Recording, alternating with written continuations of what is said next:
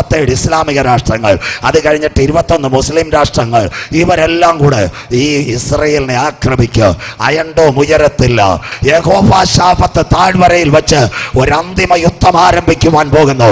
6 district വലിപ്പമുള്ള ഇസ്രയേലിന്റെ നേരെ സകല യുദ്ധവിമാനങ്ങളും കയറി വരുന്ന ദിനം.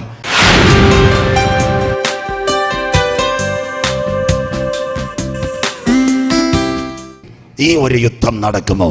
5 വാക്യങ്ങൾ കൃത്യസമയത്ത് അവസാനിപ്പിക്കും. വായിക്കാം. ഈ തലമുറയിൽ യുദ്ധം നടക്കുമോ? എസെക്കിയേൽ പ്രവചനം 38, 15, 16. സിറിയ ആക്രമിക്കും, ലെബനോനെ ആക്രമിക്കും.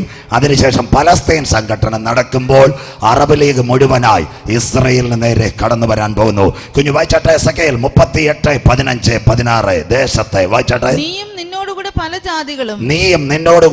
ജാതികളും ഒട്ടൊഴിയാതെ കുതിരപ്പുറത്ത് കയറി ഒരു മഹാസമൂഹവും മഹാസൈന്യവുമായി നിന്റെ ദിക്കിൽ നിന്ന് വടക്കേ അറ്റത്ത് നിന്ന് തന്നെ വരും. സിറിയ. അടുത്തത് ദേശത്തെ മറക്കേണ്ടതിന് ഒരു മേഘം പോലെ നീ എന്റെ ജനമായ ഇസ്രായേലിന്റെ നേരെ വരും. മേഘം പോലെ. നിങ്ങൾ വിചാരിക്കുക എന്താ മേഘം? യോബ് പറയുന്ന കാർമേഘം, മിന്നലുള്ള മേഘം. അത് നാളെ പറഞ്ഞുതരാം. ആ മേഘമല്ല. ഇത് എഴുതിയത് ഇന്നേക്ക് 2600 കൊല്ലം മുമ്പാ. എന്ത് മേഘം ഇസ്രയേലിന്റെ നേരെ കയറും? മലയാളം. യുദ്ധവിമാനങ്ങൾ ഇസ്രയേലിന്റെ നേരെ കയറും. എയർ ഇന്ത്യ വെള്ളയും ചുവപ്പും, എമിറേറ്റ്സ് പച്ചക്കള്ളർ, ഇൻഡിഗോ നീലക്കള്ളർ. തിരുവനന്തപുരം ജില്ലയിൽ ശംഖുമുഖം, അങ്ങനെ കേട്ട സ്ഥലമുണ്ടോ? ശംഖുമുഖം. അവിടെ നേരത്തെ കോവിഡിന് മുമ്പ് എയർ ഷോ ഉണ്ടായിരുന്നു. ഇപ്പോഴും നടത്തിയായിരുന്നു എയർ ഷോ. എയർ ഷോയ്ക്ക് വരുന്ന വിമാനങ്ങൾ കാണും. നാവികസേനയുടെയും എയർഫോഴ്സിൻ്റെയും വിമാനങ്ങൾ. അതെല്ലാം മേഘത്തിൻ്റെ കളറാ. വിമാനം എന്നാ കണ്ടുപിടിച്ച് 1903 അമേരിക്കയിൽ റൈറ്റ് സഹോദരന്മാരാ വിമാനം കണ്ടുപിടിച്ചത്. എന്നാൽ ഞങ്ങളുടെ ബൈബിളിൽ 2600 കൊല്ലം മുമ്പ് എഴുതി ഇസ്രയേലിനെ അറബ് രാഷ്ട്രങ്ങൾ ആക്രമിക്കുന്നത് യുദ്ധവിമാനങ്ങൾ. അതുകൊണ്ട് ഇന്ന് രാത്രി ഞങ്ങൾക്ക് ചങ്കൂറ്റത്തോടെ ഈ വചനം പ്രസംഗിക്കാം. യഹോവയുടെ പുസ്തകത്തിൽ തെരഞ്ഞാൽ കിട്ടാത്ത വല്ല കാര്യവുമുണ്ടോ? ഇത് വായിക്കുന്നവൻ ഭാഗ്യവാൻ, ഇത് വായിച്ച് കേൾപ്പിക്കുന്നവൻ ഭാഗ്യവാൻ, ഇത് പ്രമാണിക്കുന്നവൻ ഭാഗ്യവാൻ, ഇത് ഉയർത്തുന്നവൻ ഭാഗ്യവാൻ, ഇത് പ്രസംഗിച്ചവന്റെ തലമുറ എന്റെ ദൈവത്താൽ മാനിക്കപ്പെടും. സ്വത്രം. ഇത് ഉയരത്തിൽ നിന്ന് താഴേക്ക് ഇറങ്ങി വന്ന 1400 പരം സംവത്സരം 40 പരം എഴുത്തുകാർ മുട്ടുമടക്കി നിലവിളിച്ചപ്പോൾ സ്വർഗീയ രാജാവ് കൊടുത്തതായി തിരുവെടുത്ത്. അങ്ങനെയെങ്കിൽ 21 ഇസ്ലാമിക രാഷ്ട്രങ്ങളുടെ നടുവിൽ 57 അറബ് രാജ്യങ്ങൾ, റഷ്യ, ചൈന, കൊല്ലം, തിരുവനന്തപുരം, ആലപ്പുഴ, പത്തനംതിട്ട, ഇടുക്കി 6 ഡിസ്ട്രിക്ട് വലിപ്പമുള്ള ഇസ്രയേലിന്റെ നേരെ സകല യുദ്ധവിമാനങ്ങളും കയറി വരുന്ന ദിനം. അടുത്ത വാക്ക് വായിച്ചാട്ടെ. മേഘം പോലെ എന്റെ ജനമായ ഇസ്രയേലിന് നേരെ. അടുത്ത വാക്ക് വായിച്ചാട്ടെ. ഗോഗേ, റഷ്യയെ. അന്ത്യകാലത്ത് ജാതികൾ കാണുകെ ഞാൻ എന്നെ തന്നെ നിങ്ങൾ വിശുദ്ധീകരിക്കുമ്പോൾ. ലോകം കാണുന്ന ഒരു യുദ്ധം എന്നെ തന്നെ നീ വിശുദ്ധീകരിക്കേണ്ടതിന്, അവർ എന്നെ അറിയേണ്ടതിന് ഞാൻ നിന്നെ എന്റെ ദേശത്തിന്റെ നേരെ വരുത്തും. കിടക്കുന്ന ഇസ്രായേൽ ജനം ജീവിക്കുന്ന ഒരു കർത്താവുണ്ടെന്നറിയുവാൻ എന്റെ ജനത്തിന് നേരെ ഗോഗേ നിന്നെ ഞാൻ വരുത്താൻ പോകുന്നു. അപ്പൊ ഇത്രയും കേട്ട് ആറയൂരിലെ ദൈവകുഞ്ഞുങ്ങൾ ചോദിക്കും, പാസ്റ്റർ ഇതെവിടെ വെച്ച് നടക്കും? ജോർദാനി നടക്കോ? ഇന്ത്യ നടക്കോ? പാകിസ്ഥാനി നടക്കോ? ദുബായ് നടക്കോ? നടക്കുന്നത് ഇസ്രയേലിന്റെ പർവ്വത നിരയിൽ. വായിക്കാം. യോവേൽ പ്രവചനം 3, 9, 11 വാക്യങ്ങൾ വായിക്കാം. യോവേൽ 3, 9, 11 വാക്യങ്ങൾ. കുഞ്ഞു വായിച്ചാട്ടെ. യോവേൽ പ്രവചനം 3-ാം അധ്യായം 9 പിന്നെ 11 വായിക്കാം. ഇത് ജാതികളുടെ ഇടയിൽ വിളിച്ചു പറവീൻ. അറബ് ലീഗിന്റെ ഇടയിൽ വിളിച്ചു പറയണം. അടുത്തത് വിശുദ്ധ യുദ്ധത്തിന് ഒരുങ്ങിക്കൊള്ളുവീൻ. വിശുദ്ധ യുദ്ധം. ഇനി കരമുയർത്തണം. വിശുദ്ധ യുദ്ധം എന്ന് പറയുന്നത് ക്രൈസ്തവൻ പറയത്തില്ല, യഹൂദൻ പറയത്തില്ല, അതിനുശേഷം ജൈനൻ പറയത്തില്ല, ബുദ്ധൻ പറയത്തില്ല. ഇതിന്റെ ഇസ്ലാമിക് വേട ജിഹാദ്. കരമുയരുന്നില്ലല്ലോ. അപ്പോൾ ഇസ്ലാമിക രാഷ്ട്രങ്ങൾ മുഴുവൻ ആരുടെ നേരെ വരും? ഇസ്രയേലിന്റെ നേരെ വരും. അതാ മക്കള് രാവിലെ ന്യൂസ് 24, ഏഷ്യാനെറ്റ് ന്യൂസ് വിദേശ വാർത്ത നോക്കിയിട്ട് നാളെ യോഗത്തിന് വരണം. എല്ലാ ദിവസവും ഉണ്ട്. പി ജെയിംസ് എന്ന് പറയുന്ന 24 ലേഖകൻ കഴിഞ്ഞ ദിവസം വാർത്താ ചാനലിൽ പറഞ്ഞൊരു കാര്യം പലരും കേട്ടിട്ട് എന്നെ വിളിച്ചു, ഇത് ബൈബിൾ പ്രവചനങ്ങളുടെ നിവർത്തിയാണെന്ന്. സ്വോത്രം. റഷ്യ, ചൈന, സൗദി അറേബ്യ എല്ലാം ഒരുമിക്കുന്നത്. PP ജെയിംസ് 24 രാവിലെ ഏഷ്യാനെറ്റ് നോക്കിയിട്ട് പറയണത് ഇവരൊരു യുദ്ധത്തിന് തയ്യാറെടുക്കുന്നു, വിശുദ്ധ യുദ്ധത്തിനായി. അങ്ങനെ പറയുന്ന ഒരേ ഒരു രാഷ്ട്രങ്ങളേ ഉള്ളൂ, അവരുടെ പേരാ സകല ഇസ്ലാമിക രാഷ്ട്രങ്ങൾ. ഇസ്രയേൽ സിറിയ അടിക്കും, ഇസ്രയേൽ ലെബനോനെ അടിക്കും, പലസ്തീനെ അടിക്കും, ഇറാൻ ഇസ്രയേലിനെ അടിക്കുമ്പോൾ വരാൻ പോകുന്നു തേർഡ് വേൾഡ് വാർ. ഇതെവിടെ നടക്കും? അടുത്ത വാക്ക് 3:11. ജാതികളെ, വായിച്ചാട്ട് മക്കളെ, ജാതികളെ, ചുറ്റുമുള്ള സകല ജാതികളുമായുള്ളവരെ. അതിന്റെ തൊട്ടടുത്ത് ഈജിപ്റ്റ് ഉണ്ട്, സിറിയ ഉണ്ട്, ലെബനോൻ ഉണ്ട്, ജോർദാനുണ്ട്, എല്ലാം ഇസ്രായേലിനോട് ചേർന്ന് കിടക്കുക. ഐസക്കിന് കാര്യം അറിയാം. ചുറ്റുമുള്ള സകല ജാതികളുമേ, വായിച്ചാട്ടെ, ബന്ധപ്പെട്ട് വന്നുകൂടുവീൻ. എഴുതിയിട്ട് ഇമ്മീഡിയറ്റ് ആയിട്ട് ഫയർ എഞ്ചിൻ സ്റ്റാർട്ടാക്കി തീ പിടിക്കുന്ന സ്ഥലത്ത് ഓടുന്നത് പോലെ വായിച്ചാട്ടെ. യഹോവേ, യഹോവേ, അവിടേക്ക് നിന്റെ വീരന്മാരെ ഇറങ്ങുമാറാക്കണമേ. അവിടേക്ക് നിന്റെ വീരന്മാരെ ഇറങ്ങുമാറാകട്ടെ. സ്ഥലം എവിടെ? കുഞ്ഞു വായിച്ചാട്ടെ. അതെവിടെയാ? വായിച്ചാ അടുത്ത വാക്ക്. ജാതികൾ ഉണർന്ന്, ജാതികൾ ഉണർന്ന് യഹോശാഫാത്ത് താഴ്വരയിലേക്ക് പുറപ്പെടട്ടെ. മതി, യഹോശാഫാത്ത് താഴ്വര. കരമുയർത്തിയാട്ട് ഇന്നത്തെ ഒലിവുമലയുടെ ചേർന്ന് കിടക്കുന്ന യഹോശാഫാത്ത് താഴ്വരയിൽ വെച്ച് ഒരു അന്തിമ യുദ്ധം ആരംഭിക്കുവാൻ പോകുന്നു. ഇന്ന് രാത്രി ഈ സത്യവചനം, ബൈബിളും പ്രവചനവും കോവിഡിന് ശേഷം ലോക രാജ്യങ്ങൾ കാണുമ്പോൾ അകത്തളത്തിനകത്ത് കൃപ പ്രാപിച്ച ദൈവമക്കൾ ആറയൂർ ഗ്രൗണ്ടിൽ പറയണം, വരുവാനുള്ളവൻ വരും, കാലമേറെയില്ല. ലോകം രണ്ട് ചേരിയിൽ നീങ്ങുമ്പോൾ, ജാതി ജാതിയോട് എതിർക്കുമ്പോൾ, രാജ്യം രാജ്യത്തോട് എതിർക്കുമ്പോൾ, ക്ഷാമവും ഭൂകമ്പവും ഒരുങ്ങുമ്പോൾ, റഷ്യയും ചൈനയും ഒരുമിച്ച് കാണുമ്പോൾ, സൗദി അറേബ്യ ഇറാനുമായി കരം കൊടുക്കുമ്പോൾ, ഇന്ന് രാത്രി വചനത്തിന്റെ പ്രവചനം ഏറ്റെടുത്ത ദൈവമക്കൾ പറയണം, ബൈബിളിലെ സനാതന സത്യങ്ങൾ ഇവിടെ നിവർത്തിയായി. ഇന്ന് രാത്രി ഈ തലമുറയിൽ നമ്മുടെ പ്രാണപ്രിയ മഹാനാഥത്തോട് മധ്യാകാശത്തിൽ വരാറായി. ആറയൂര് നിന്റെ ദൈവത്തെ എതിരേൽപ്പാൻ നീ ഒരുങ്ങിക്കൊള്ളുക. സ്വോത്രം. ഏറ്റവും അന്ത്യകാലത്തിന്റെ സന്ദേശമാണ്. കഴിഞ്ഞ ദിവസങ്ങൾ മുഴുവൻ മറ്റു ഫയലിൽ നിന്നും മാറി ഏറ്റവും ഇപ്പോഴത്തെ സന്ദേശമാണ് മുഴുവൻ ഞാൻ തയ്യാറാക്കിയത്. എത്ര പുസ്തകം വായിച്ചിട്ടാ ഈ ദിവസങ്ങളിൽ നോട്ട്സ് എടുത്തിട്ടാണ് ഇത് പ്രസംഗിക്കുന്നതെന്നറിയാമോ? ഇന്നത്തെ ലോക സംഭവങ്ങൾ ബൈബിള് ഉദാസീനമായിട്ട് വിചാരിക്കരുത് മക്കള്. ദൈവമായിട്ടൊരു യോഗം വെച്ചതാ. എന്താ? ചില കുഞ്ഞുങ്ങളോട് യേശു അപ്പൻ്റെ പാദപീഠത്തിൽ വന്ന് അവനെ രക്ഷകനായി സ്വീകരിച്ച് ആറയൂറിൽ വരാനിരിക്കുന്ന ന്യായവിധി മരണത്തിനകത്തുനിന്ന് പെടാതെ നിത്യതയിൽ എടുക്കപ്പെടുവാൻ ആറയൂർ ദൈവസഭയെ ഏൽപ്പിച്ചൊരു യോഗമാ ഇന്ന് രാത്രി ഇവിടെ നടക്കുന്നത്. നിങ്ങൾക്കറിയാമോ? ഈ യോഗം നടക്കുന്നതിന് തൊട്ട് മുമ്പിട്ട് ഐസക്കിനറിയാം, വിദ്യയ്ക്കും അറിയാം, ബസ്സിലാണ് ഞാൻ യാത്ര ചെയ്ത്. ബസ്സിലിരുന്ന് ഉറങ്ങിപ്പോയി. എനിക്ക് പോലും അറിയത്തില്ല. ഒരു മരത്തിൻ്റെ ചില്ല വന്ന് എൻ്റെ തലയ്ക്ക് ഇതാ ഇവിടെ ഒരൊറ്റ അടി അടിച്ചു. സ്വോത്രം. അടി കിട്ടിയതിന് ശേഷം പറയുക, ഞാൻ വീട്ടിൽ ഈ പ്രസംഗത്തിൻ്റെ നോട്ട് തയ്യാറാക്കിക്കൊണ്ടിരിക്കുമ്പോൾ മേശയുടെ ട്രാ വന്നിട്ട് എൻ്റെ കാലെ വീണതിന് ശേഷം ഒരു സിൽപ്പർ പാട്ട് നടക്കുന്നത്. പിശാചിന് മറിയാം ചില പേരുകൾ ജീവന്റെ പുസ്തകത്തിൽ എഴുതപ്പെടുക. അതുകൊണ്ട് ഇന്ന് ഈ യോഗം നടക്കുന്നതിൻ്റെ മുൻപിൽ എൻ്റെ കഴിവൊന്നുമല്ല, എന്നാൽ ദൈവസഭയുടെ കണ്ണുനീര് കൊണ്ടാ സ്വർഗത്തിലെ ദൈവം ഈ 3 ദിവസം ഈ ഗ്രൗണ്ടിനകത്ത് ഇത്രയും പേരെ കൊണ്ടുവരുന്നത്. എനിക്കറിയാം ചിലതിന് ഈ ദിവസങ്ങളിൽ കർത്താവ് തോട്. ഇന്ന് രാത്രി ഈ ഗ്രൗണ്ടിനകത്തായിരിക്കല്ലോ, പക്ഷെ ബോക്സിന്റെ കീഴിൽ നിൽക്കുന്ന ഒരുവന്റെ അകത്തളത്തിനകത്ത് ലോക സംഭവം കേൾക്കുമ്പോൾ, ബൈബിൾ കാണുമ്പോൾ, ഇന്നത്തെ വാർത്താ മാധ്യമങ്ങൾ കാണുമ്പോൾ അവന് പറയും, ഇവർ കൂകി വിളിക്കുന്നതിന് പിൻപിൽ ഒരു സംഭവമുണ്ട്. ഈ ലോകത്തിന് എന്തോ ഭവിക്കുവാൻ പോകുന്നു.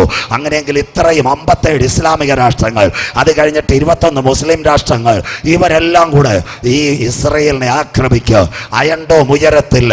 2 കാര്യം പറയുമ്പോൾ നിർത്താം. അന്നവർ എന്ത് ചെയ്യും? സെക്കരിയ പ്രവചനം 12-ാം അധ്യായം 9-10 വാക്യങ്ങൾ മക്കൾ വായിച്ചാട്ടെ. സെക്കരിയ പ്രവചനം 12-ാം അധ്യായം 9-10 വാക്യങ്ങൾ വായിച്ചാട്ടെ വേഗത്തിൽ. അന്നാളിൽ ഞാൻ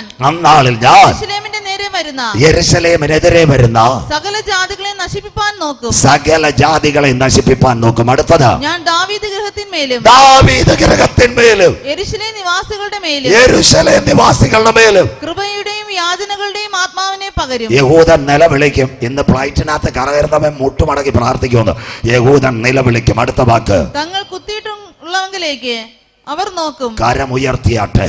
2000 കൊല്ലങ്ങൾക്ക് മുമ്പ് 5 കോടതികൾ മാറി മാറി വിസ്തരിച്ചു.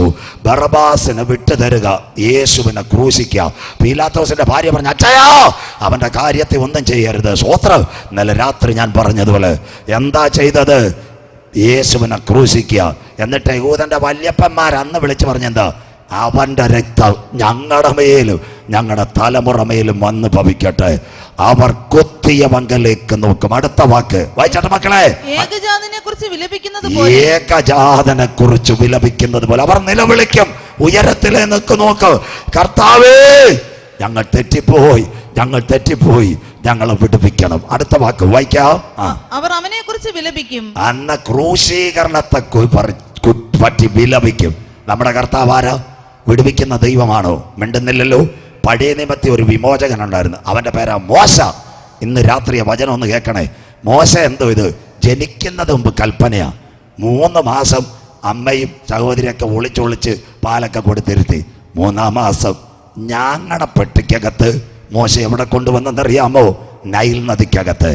കുഞ്ഞിനെ ഭദ്രമായി അടച്ചു. നൈൽ നദിയിലെ വെള്ളത്തിനകത്ത് പെട്ടകം കുലുങ്ങി. 3 മാസം പ്രായമായ ഒരു കുഞ്ഞിന് 6-5.5 കിലോ തൂക്കം, മുഴുവൻ ഇരട്ട്. അവൻ നിലവിളിച്ചു. ഇടിവിലൊരു മിരിയാൻ കരഞ്ഞു. സർവശക്തന്റെ കരം എവിടെ എത്തി? ഫറവോന്റെ കൊട്ടാരത്തിലെത്തി.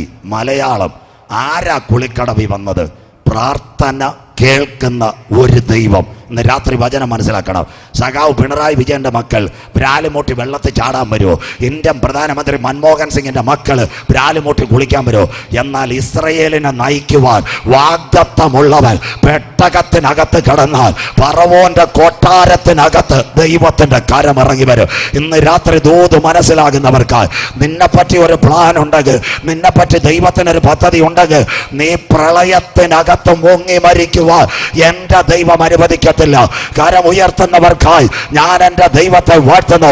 ആരവനെതിരെ കൽപ്പന എഴുതിയോ അതേ കൊട്ടാരത്തിൽ നിന്ന് അവന്റെ പുത്രിയെ കുളിക്കടവിലയച്ച് ഞങ്ങളുടെ പെട്ടിയെ ഉയർത്തുവാൻ ഒരു കണ്ണുനീര് ഇസ്രയേലിന്റെ മണ്ണിൽ ഉയർന്നെങ്കിൽ, അതുപോലെ യഹൂദൻ നിലവിളിക്കുമ്പോൾ അവന്റെ കരം യഹൂദന് വേണ്ടി വെളിപ്പെടും. സ്വോത്രം.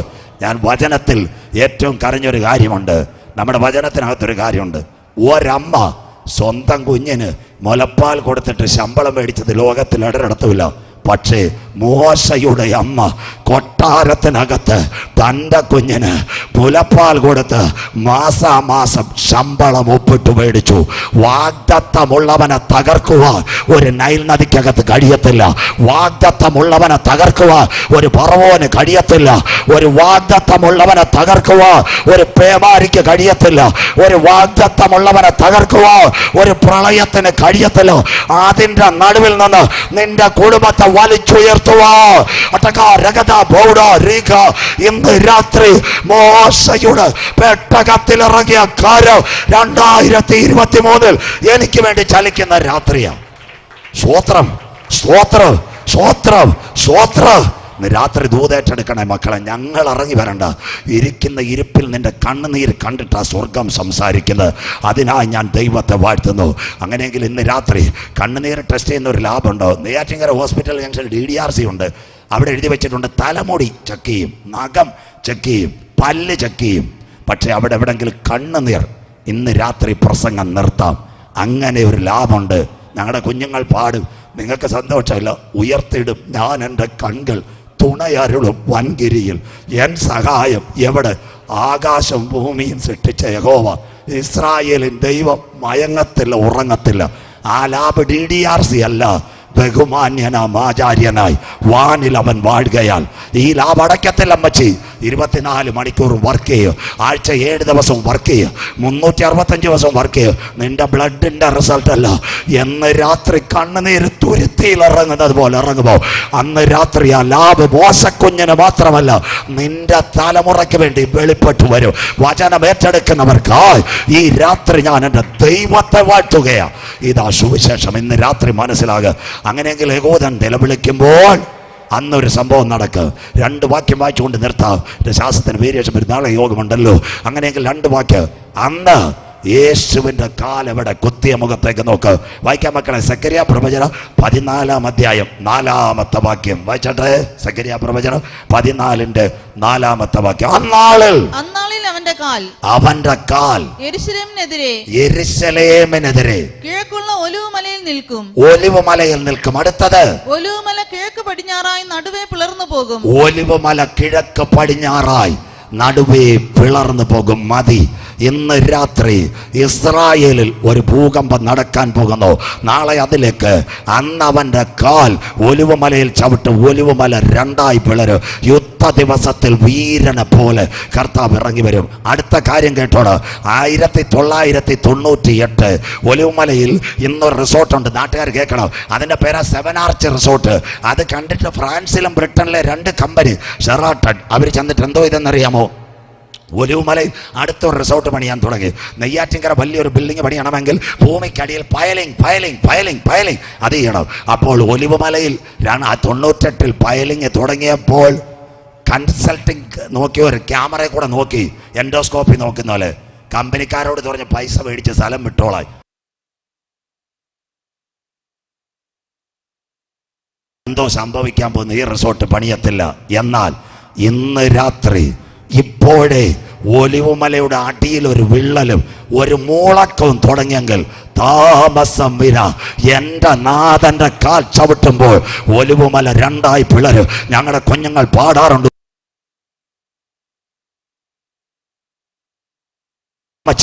എന്റെ നാഥന്റെ കാൽപ്പാട് ചവിട്ടുന്നതിന് മുമ്പായി അഡ്വാൻസായി അവിടെ മൂളക്കോ വിള്ളലും കണ്ടുവെങ്കിൽ ഈ തലമുറയിൽ ഒലിവുമല തെക്കിഴക്ക് പടിഞ്ഞാറ് രണ്ടായി പിളരുന്ന ഒരു ശബ്ദം യഹൂദന്റെ മണ്ണിൽ കേൾക്കാറായി.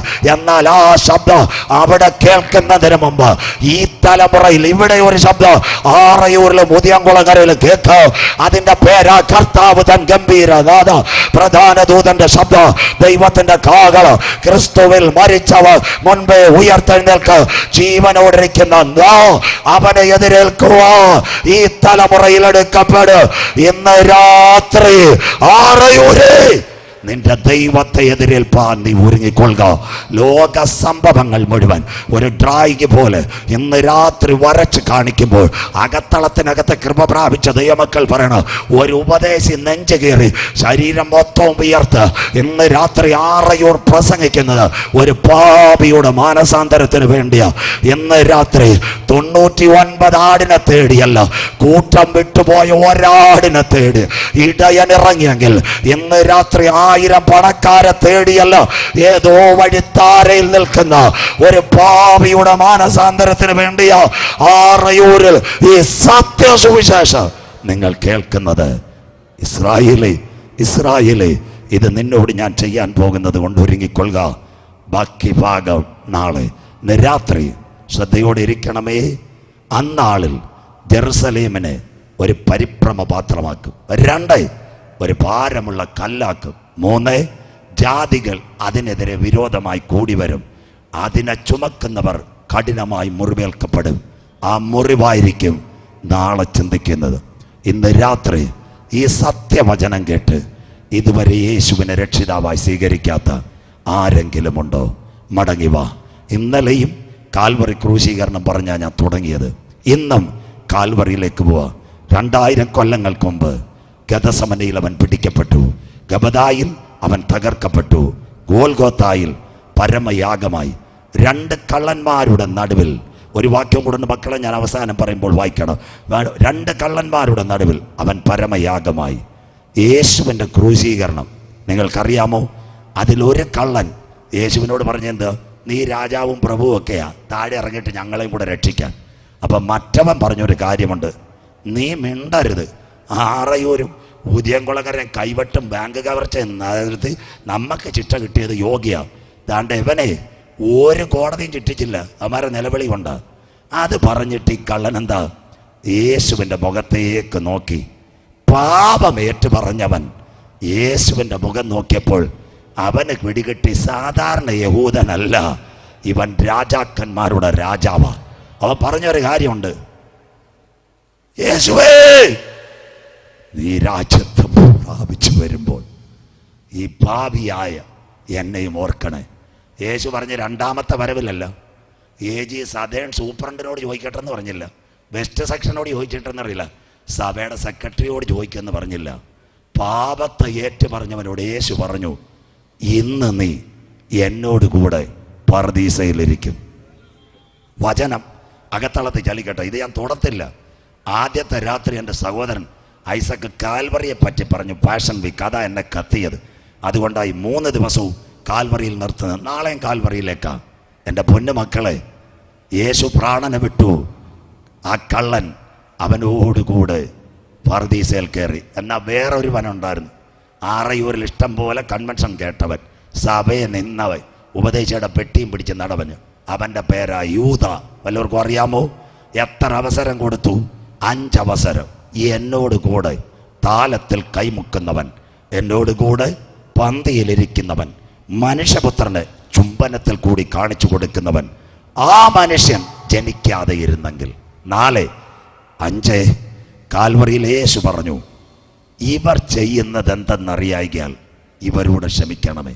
അതെങ്കിലും കേട്ടിട്ട് 30 വെള്ളിക്കാശ് വലിച്ചെറിഞ്ഞിട്ട് ചേതനയറ്റ യേശുവിൻ്റെ കാലിൽ ചെന്ന് കരം പിടിച്ച് കെട്ടിയൊന്ന് ഞാൻ കരഞ്ഞെങ്കിൽ യൂദ രക്ഷപ്പെട്ടേനെ. പക്ഷെ അവൻ എന്താ ചെയ്തതെന്നറിയാമോ?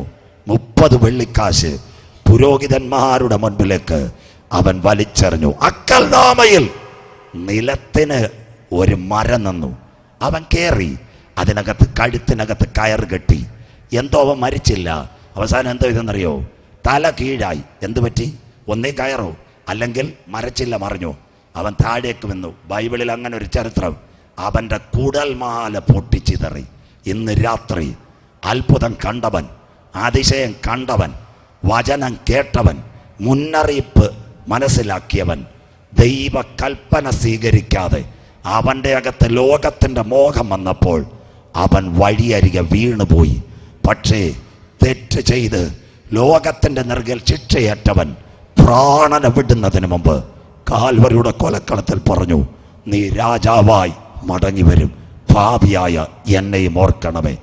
ഈ ക്രൂശീകരണത്തിൻ്റെ വാരം കഴിഞ്ഞ് ഇന്ന് രാത്രി റോഡിലോ തെരുക്കോണിലോ വഴിയരികിലോ ആരെങ്കിലും ഞങ്ങളെ കേൾക്കുന്നെങ്കിൽ താങ്കളൊരു പാപിയാണോ? ഇന്ന് രാത്രി പുണ്യസ്ഥലങ്ങൾ തേടണ്ട, സ്തോത്ര കാഴ്ചകൾ കൊടുക്കണ്ട, ഉരുളലുകൾ നടത്തണ്ട. ആ കാൽവറിയിലെ കള്ളം പറഞ്ഞതുപോലെ ഒരു രാജാവായി യേശു മടങ്ങി വരാറായി. അങ്ങയുടെ പുണ്യാഹ രക്തത്താൽ എന്നെ ഒന്ന് കഴുകണമേ. കരമുയരണ്ട. ഇന്ന് രാത്രി നിങ്ങൾക്കപ്പുറത്ത് വീതിക്കകത്ത് ഞങ്ങളെ കേൾക്കുന്ന ആരെങ്കിലും ഉണ്ടെങ്കിൽ ഈ സത്യവചനം കേട്ടിട്ട് ഈ ഗ്രൗണ്ടിൽ വരണ്ട. കർത്താവേ, ഞാനൊരു പാപിയ, ഞാനൊരു മദ്യപാനിയ, ജീവിതത്തിൽ മയക്കുമരുന്ന് ഉപയോഗിക്കുന്നവനാ, എൻ്റെ പാപത്തിൻ്റെ പരിഹാരത്തിന് വേണ്ടിയാ അങ്ങ് കാൽവറിയിൽ ചുടുനണം ചൊരിഞ്ഞെങ്കിൽ ആ രക്തത്താൽ എന്നെ ഒന്ന് കഴുകണമേ, എൻ്റെ കുടുംബത്തെ ഒന്ന് കഴുകണമേ. ഈ 3ാമത് രാത്രി നശിച്ചു പോകുന്നവരുടെ കൂട്ടത്തിലല്ല, നിത്യജീവൻ പ്രാപിച്ച് മധ്യാകാശത്തിലെ കാകളത്തിങ്കലെടുക്കപ്പെടുവാൻ എന്നെ ഒന്ന് പണിയണമേ. ആരിന്ന് രാത്രി പ്രാർത്ഥിക്കും? നിന്നെ ചേർക്കുവാൻ യേശു വരാറായി. നോഗയുടെ പെട്ടകത്തോടനുബന്ധിച്ച് 1912 ഏപ്രിൽ മാസം 14-ാം തീയതി ഒരു കപ്പൽ യാത്രയായി. അതിൻ്റെ പേരാ ടൈറ്റാനിക്. കേട്ടവരല്ലോ ഉണ്ടോ? 882 നീളം, 157 ഉയരം, 187 വീതി, 93 പരം ഉയരം, 50,000 ഹോഴ്സ് പവർ എഞ്ചിനാ.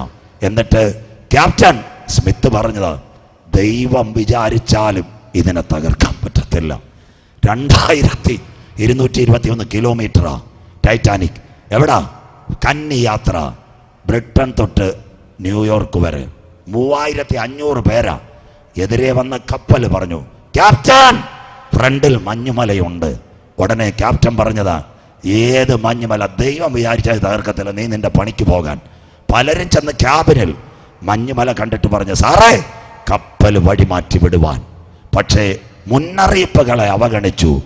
50,000 ഹോഴ്സ് പവറുള്ള ടൈറ്റാനിക് കപ്പൽ അറ്റ്ലാന്റിക് സമുദ്രത്തിൽ തച്ചുടഞ്ഞ് താഴെ വീണു.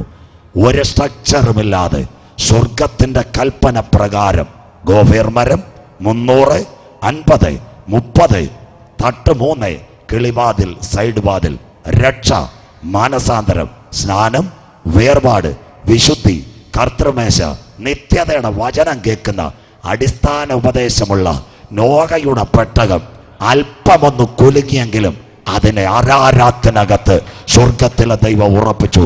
കരമടിച്ചെന്ന് രാത്രി ഒന്ന് ആരാധിച്ചാട്ടെ.